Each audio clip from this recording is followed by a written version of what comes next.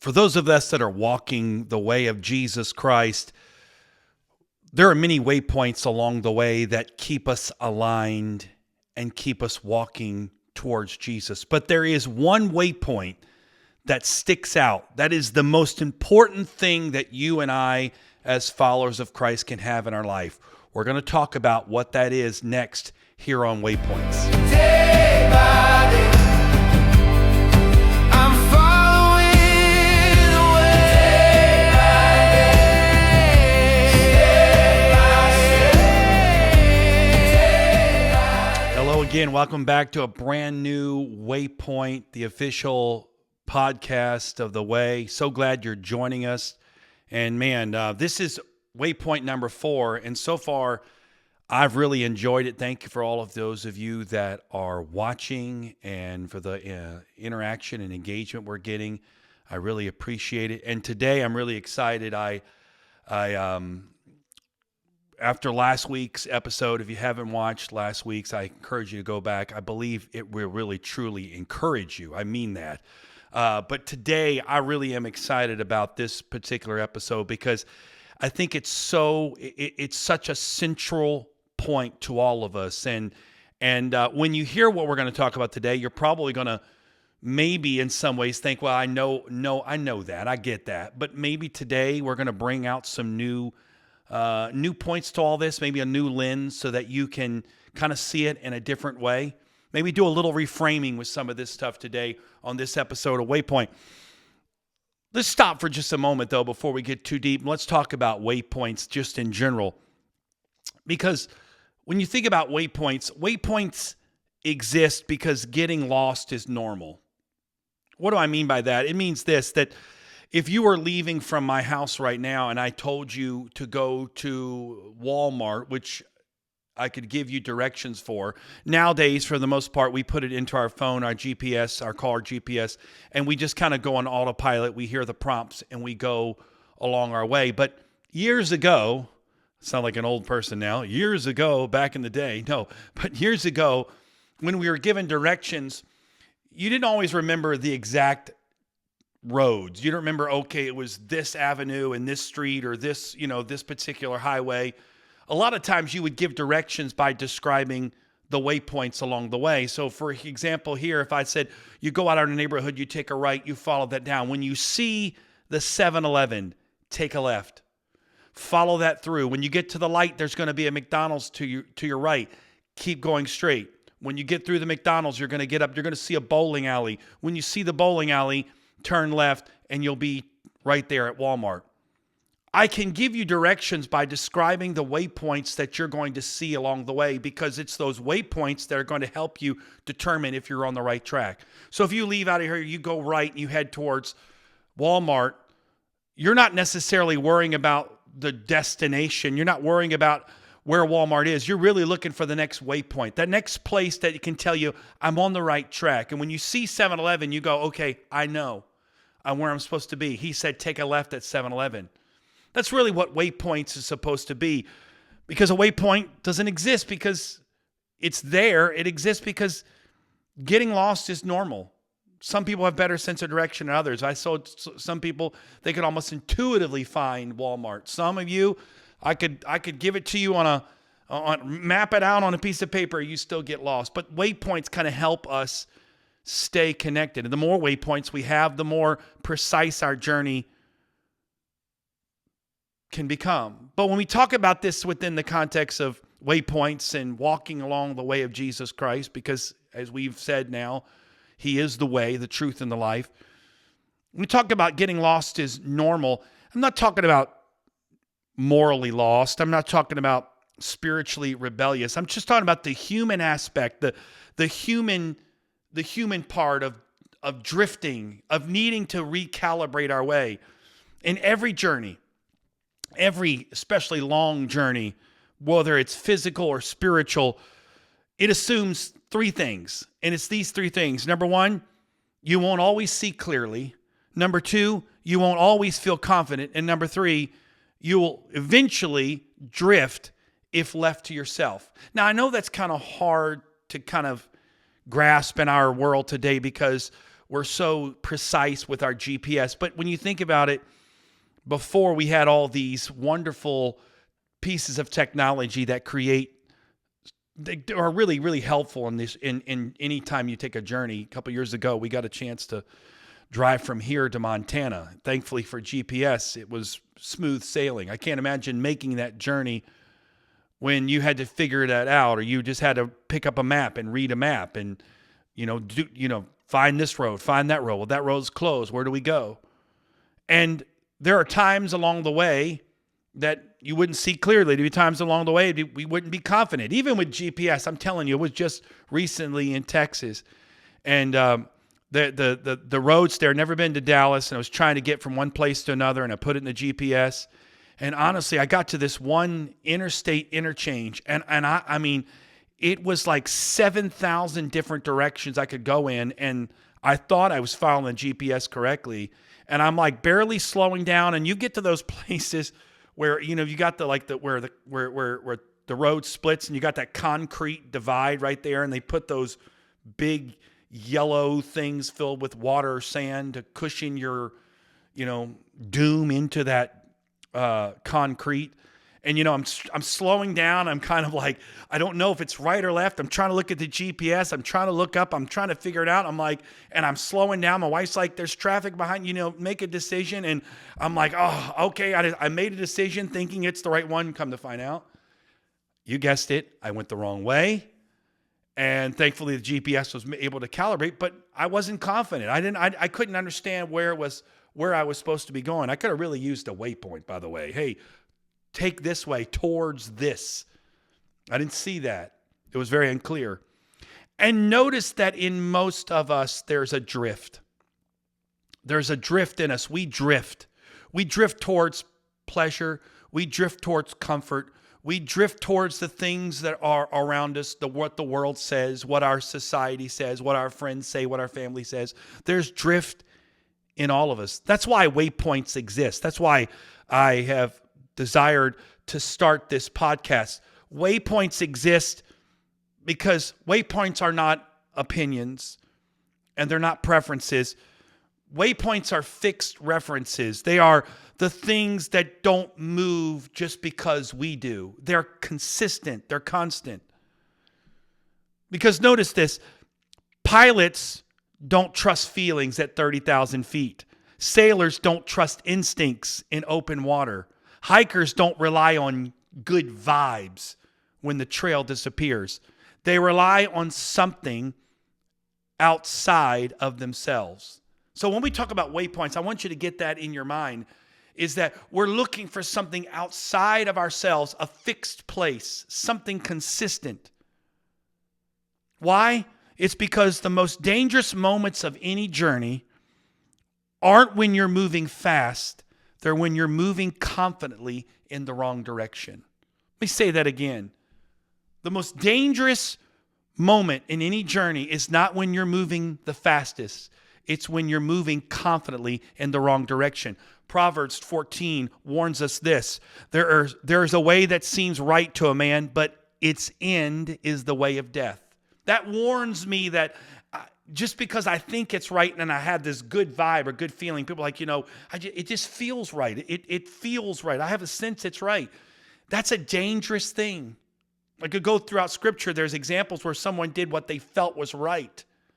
We've got to have things in our life that are fixed outside of us, that are not relying upon our emotions, our opinions, but have been proven and consistent over time. Things that are eternal, not temporal. The Bible warns us, don't put our hope in stuff that is temporal, put our hope in stuff that's eternal. So when I know that, this verse that we just read, there's a way that seems right to man, but ends in the way of death. This verse isn't about evil people. It's really about sincere people. It's about people that are trying to find the right way, and it seems right to them. So why do we need waypoints? Well, we need waypoints because our hearts rationalize, our emotions fluctuate, and our perspectives narrow over time. And if these things are left unchecked, we don't usually abandon the journey. We just redefine the destination. I need to say that again because that some of you need to hear exactly what I'm saying and let it just sink in with just for a moment. Waypoints exist in our life because our hearts rationalize, our emotions fluctuate, and our perspectives narrow over time. And because of that, left unchecked, we don't usually abandon the journey. We just redefine the destination. If that is not what our world does today, if that's not our world today, we can't seem to get past our emotions, what we think our heart has rationalized, and we can't seem to, our perspectives become so jaded and so divided. So what do? We don't stop the journey. We just now changing the destination. We're changing the rules of the destination. Jeremiah 17 verse 9 says, the heart is deceitful above all things. It's not an insult, it's a diagnosis. It's a telling of us something that these things that we think are so reliable, you can't rely on. Because if you rely on those things without the waypoints that God puts in our life, we will end up places we never intended to be. So God in his mercy, he does not leave us to self-navigation. He gives us waypoints, moments, truth, events so solid that literally generations can return to them and say, all right, this is a place where we can recalibrate. This is a place where we can find direction and truth. If you look at this, some waypoints inform, but I kind of talked about this in the opening. There's one waypoint that defines. This is the one waypoint I think stands above every single waypoint. In fact, if you go back and you look at the journey of Scripture, if you look at the Bible as a journey starting in Genesis and weaving its way through all of the chapters and kind of finalizing in this culmination of Revelation, it's full of waypoints. We have things in the beginning like the Exodus, we have the law, we have the temple, we have the prophets, right? We have these things that are points along the way that even today we can look back on and recalibrate ourselves to them. Even though they were done thousands of years ago, they left indelible marks. They became waypoints of God's principles, waypoints of God's pattern, waypoints of God's nature, his character, his identity. These are things that we can look at because God never changes. And these things can become these waypoints in our life to help us make sure that we're recalibrating to his journey and not our own journey. And each one of these matter. The Bible's filled with them. And we're going to probably talk about a lot of them over our waypoint journey here as we continue usually episode a week. And so we can cover a lot of these, but each one mattered, each one pointed forward. But there's one waypoint that doesn't just guide the journey, it defines the entire path. What's that waypoint? What's the waypoint that defines the entire path, that stands above everything else? You may be saying, well, it's Jesus, it's all of this, and all those are. Jesus obviously is everything. But the waypoint I'm referring to today is the cross. The cross is not just one waypoint among many. If you could say it this way, the cross is the interpretive center of reality. It's where everything comes to. It's where you and I come to. That's why I believe Paul said it so beautifully to his letter to the Corinthian church, 1 Corinthians 2. He said, I resolved to know nothing while I was with you except Jesus Christ and him crucified. Meaning, I don't care to know anything else but the waypoint that Jesus is the way, and the greatest waypoint along the way is the cross and Jesus crucified. Because it's the cross where God reveals himself most clearly. It's the cross where sin is dealt with most honestly. And more importantly, it's the cross where love is displayed most fully. And so for you and I today, and many of you may be just starting your journey on the way with Jesus Christ, or maybe a lot of you, like myself, have been doing this for years. Here's the point. You don't graduate past the cross. No. You don't outgrow the cross, and certainly you don't move beyond the cross. In fact, if you could say it this way, you return to it. You return to it on a consistent basis. Even Jesus said, if you want to be my disciple, you should deny yourself, take up your cross and follow me. What was he meaning by this? He means that the cross is always going to be a part of your life. No matter how long you do this, no matter how many victories you have, no matter how many things you discover along the way, no matter how many revelations you see in God, you're always going to have to go back to the cross. Every week, every month, on Sundays, on bad days, on days that you can't get it right. No, it's an everyday thing. But I want to go deeper just for a moment about this idea that the cross being the waypoint. Every belief system, when you think about it, has a symbol. Because if you think about it, symbols tell stories faster than words. I mean, think about how many millions of dollars companies spend on the right logo. I could have a potential here if I had time today. I could throw logos on the screen and you could automatically know exactly what it was, what it represented, what the company was, everything about the company simply on a logo. If I put a bitten apple up here, you would know exactly what it meant. It was the apple, the company Apple. If I did other things like that, I'm thinking of a check mark for Nike. Or even, I guess I could use this right here. Maybe it's not, it's there.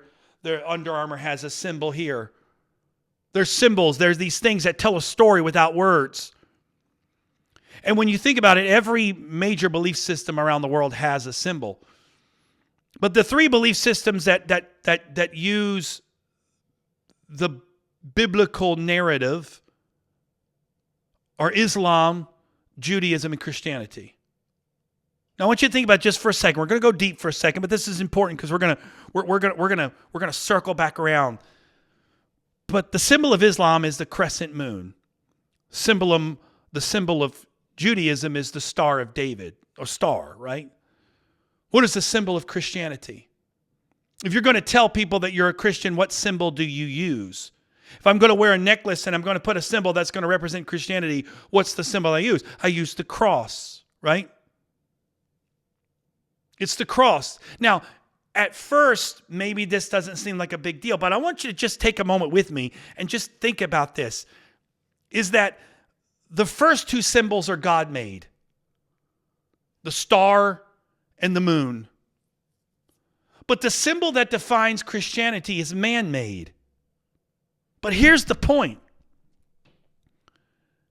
It's not just that it's man-made, but it's that it really is a symbol of the engineering of man's suffering. When you think about what the cross was and what the cross represented, it is really something that stands out of the test of time over all of human history as one of man's most diabolical means of death, of suffering, of humiliation. And it was something that was so bad, it was reserved for the worst of the worst. In fact, crucifixion was so horrible that Rome actually outlawed crucifixion for their own citizens. You could not crucify a Roman citizen, even though Rome was the master of crucifixion.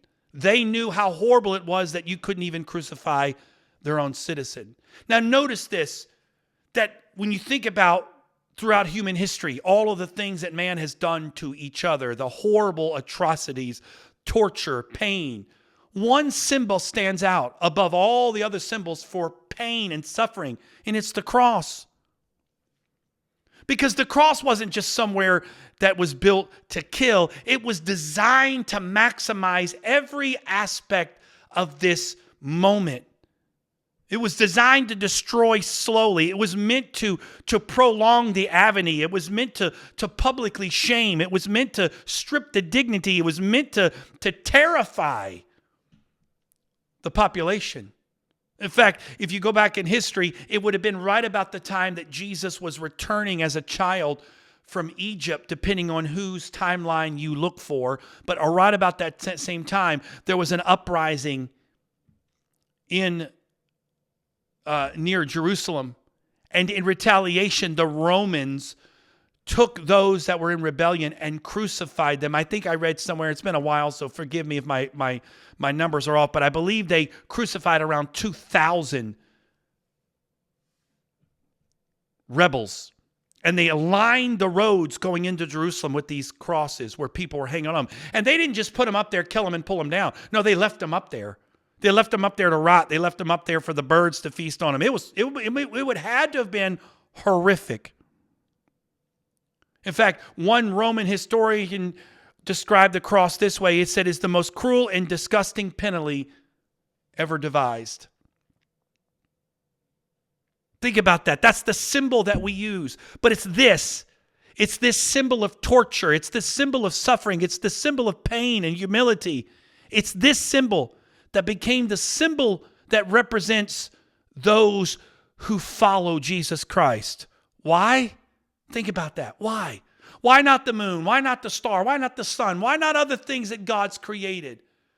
Mountains and all the beautiful things in nature. But God chose something and allowed something that was man-made for destruction to become the symbol.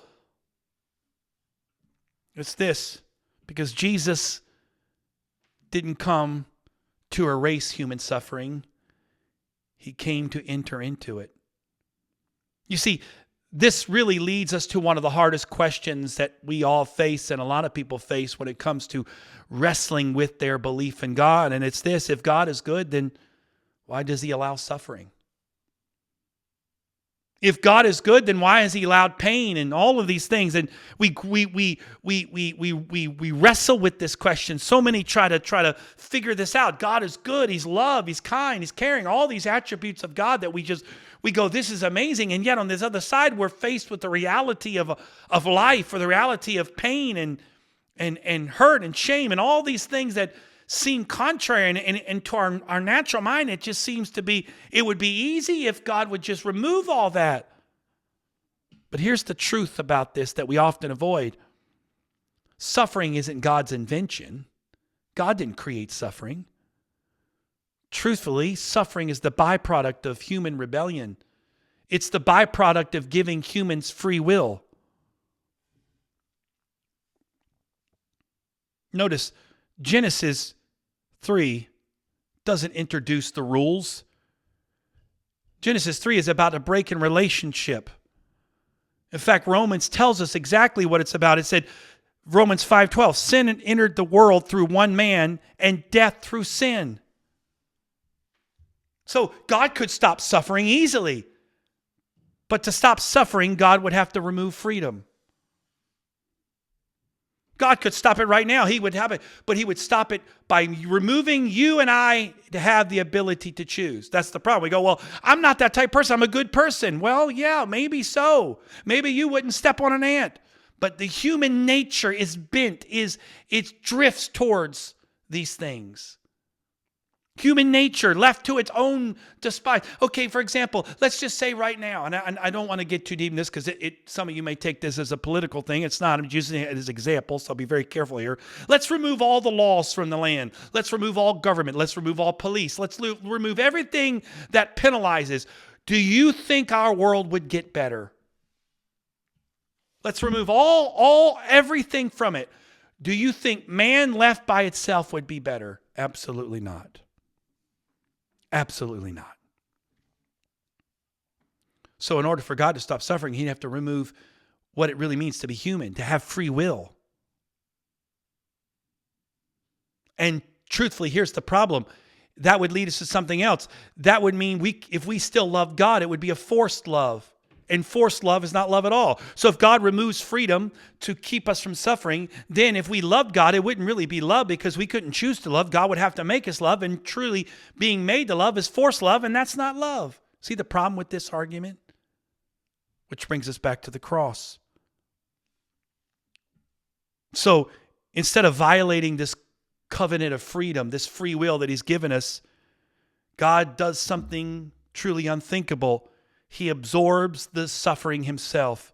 Isaiah 53 is so beautiful. It says he was pierced for our transgression, crushed for our iniquities. So what does the cross tell us? The cross tells us this: God does not watch suffering from silence. He steps into it. And this is the great reversal. This is the true, if you want to call it this way, the scandal of the gospel. The worst things that humans have ever created, became the greatest thing God ever used. Boy, if that doesn't give you hope today, I'm not sure what will. Think about that.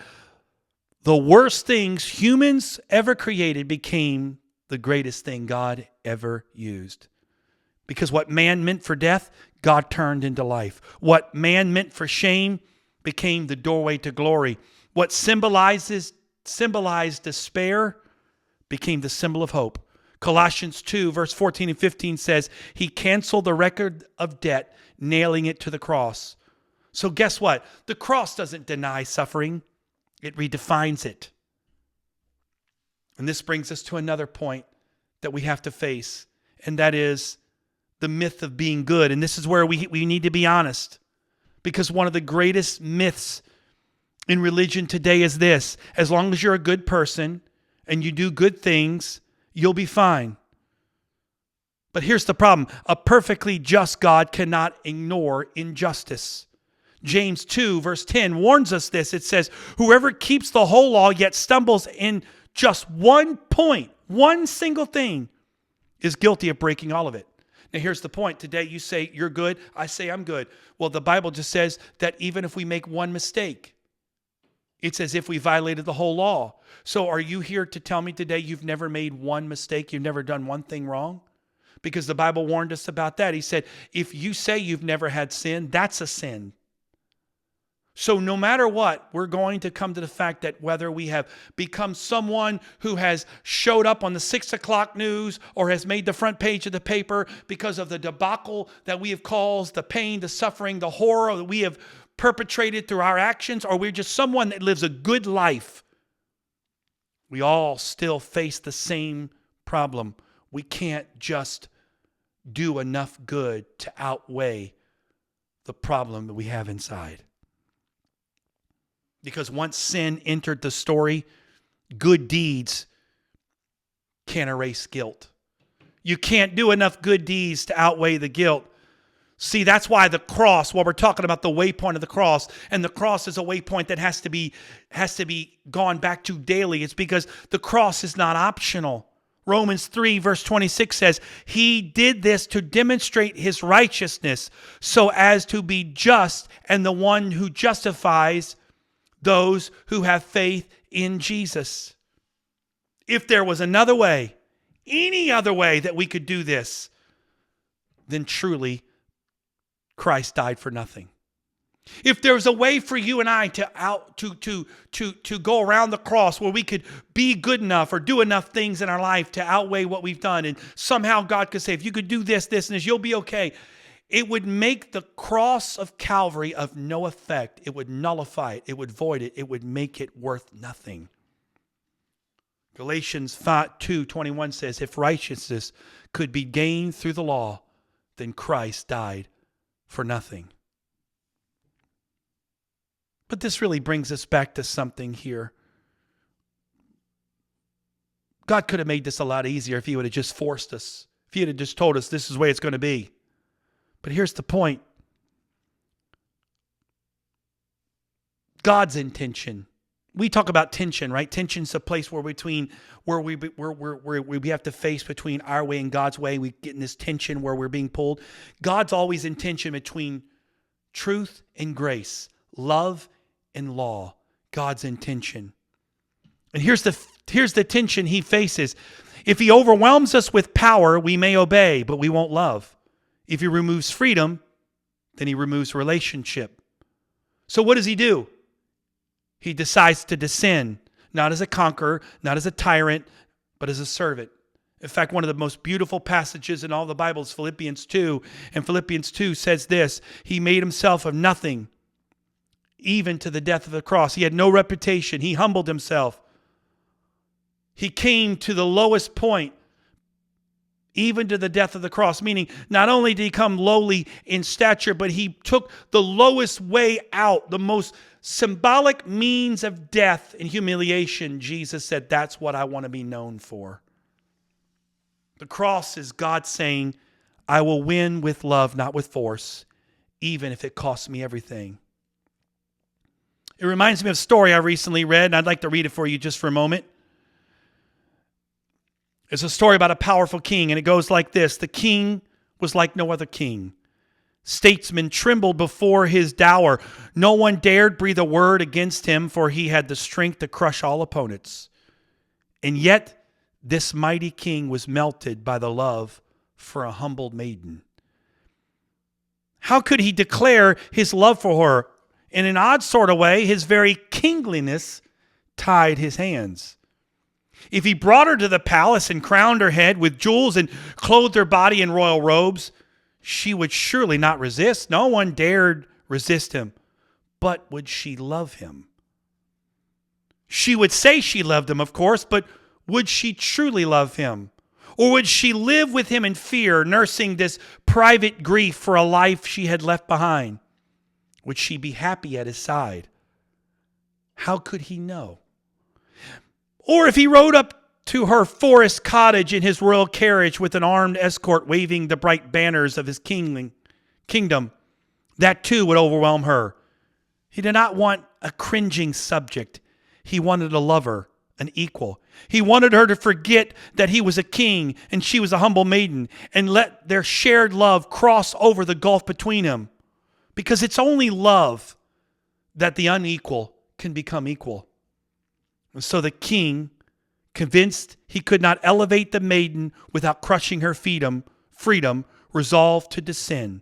He clothed himself as a beggar and approached her cottage incognito, with a worn cloak fluttering loosely about him. It was no mere disguise, but a new identity he took on. He renounced the throne to win her hand. If that's not such a beautiful picture of the cross and of the mission and the love of Jesus Christ. But I want to leave you with this one last image, this waypoint of the cross. A lot of you have probably read or heard something similar to this. It's the description of what Jesus went through on the cross. And this is another one written by C. Truman Davis, and I'd like to share it with you. And I'm going to read it here. And it is a little heavy. I will admit it's heavy. It's heavy reading. But I want this imagery to sink in, because I want you to think about this imagery, because it is the waypoint that keeps you grounded. It's the waypoint that keeps you humble, but it's the waypoint that reminds you there is no greater love than the love of Jesus Christ. The whip that the Roman soldiers used on Jesus had a small iron ball with sharp pieces of sheep bone tied to it. Picture this. Jesus is stripped of his clothing, and his hands are tied to an upright post. His back, buttocks, and legs are whipped either by one soldier or by two who alternate positions. The soldiers taunt their victim as they repeatedly strike Jesus back. Jesus is back with full force. The iron balls cause deep contusions, and the sheep bones cut into the skin and tissues. As the whipping continues, the lacerations tear into the underlying skeletal muscle and produce quivering ribbons of bleeding flesh. Pain and blood loss set the stage for circulatory shock. When it's determined by the centurion in charge that Jesus is near death, the beating is finally stopped. The half-fainting Jesus is then untied and allowed to slump to the stone pavement, wet with his own blood. The Roman soldiers see a great joke in this provincial Jew claiming to be king. They throw a robe across his shoulders and place a stick in his hand for a scepter.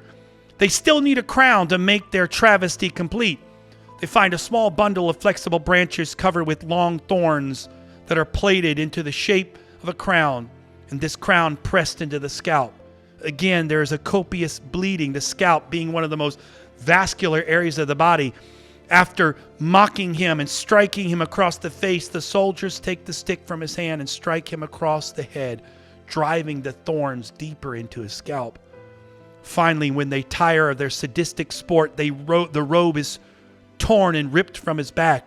The robe had already become adherent to the clots of blood and serum in the wounds, and its removal, just as in this careless removal of a surgical bandage, causes excruciating pain, almost as though he were being whipped again. The wounds again begin to bleed. In deference to Jewish customs, the Romans return his garments. The heavy horizontal beam of the cross is tied across his shoulders.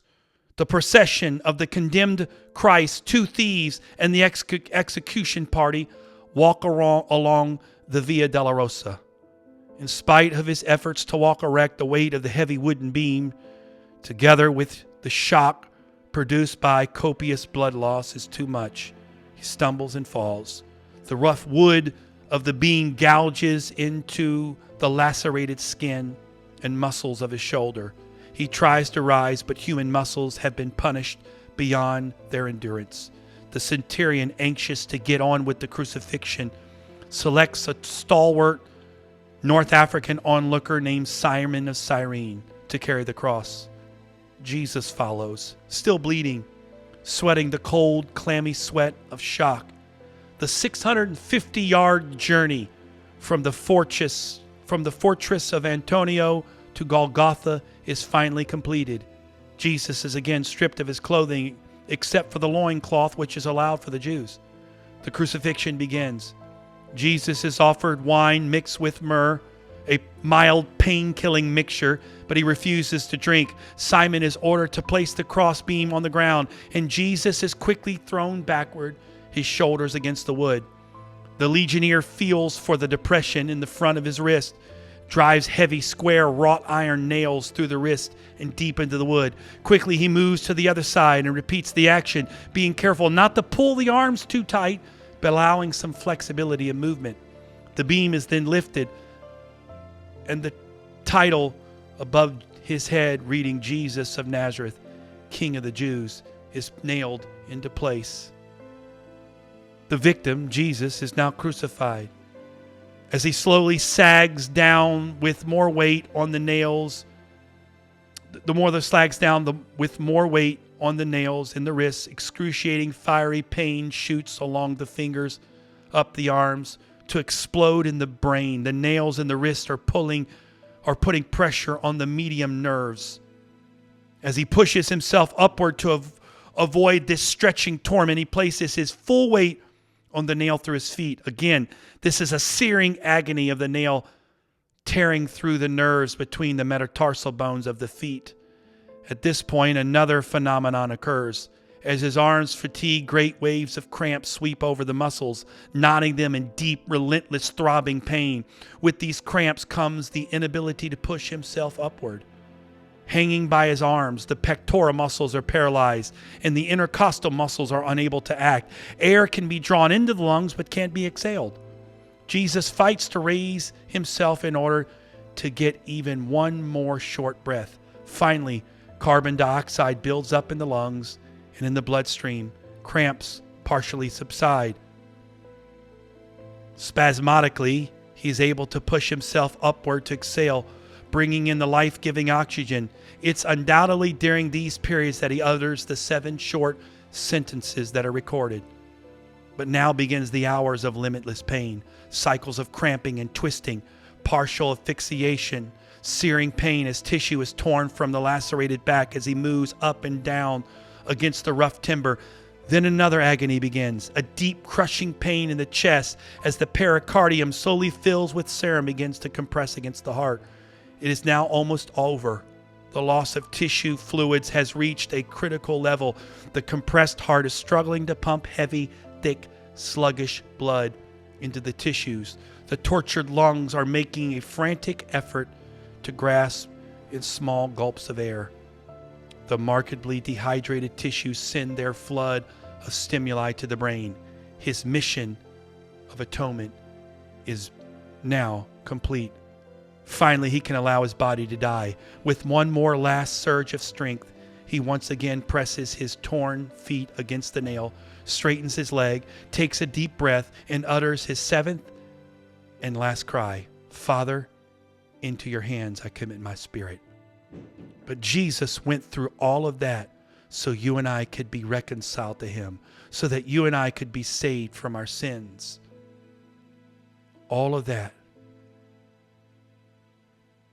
That's what he chose, not because he had to, but because love demanded it.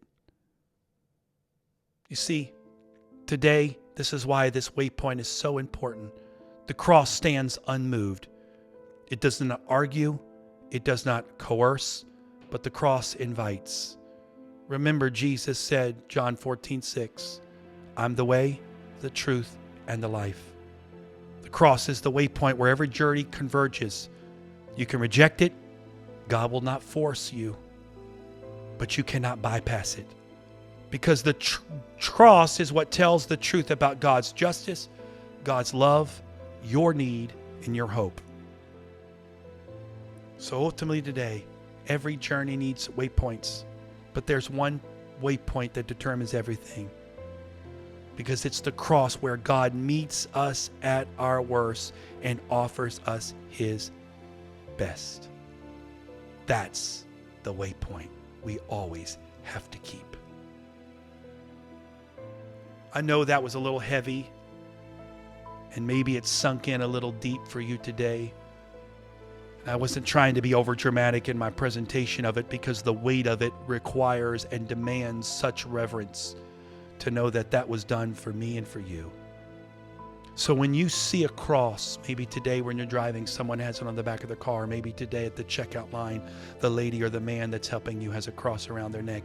When you see that cross today, don't just see a symbol, but see it for what it truly is.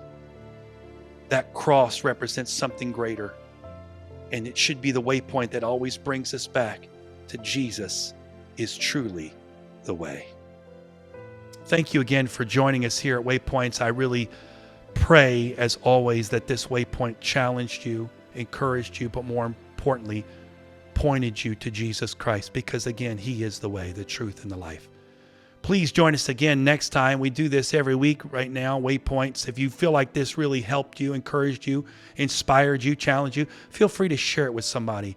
Encourage them to watch these. These are meant to help you and all of us that are walking this way with Jesus to do this as he leads and guides. Until next time, God bless you.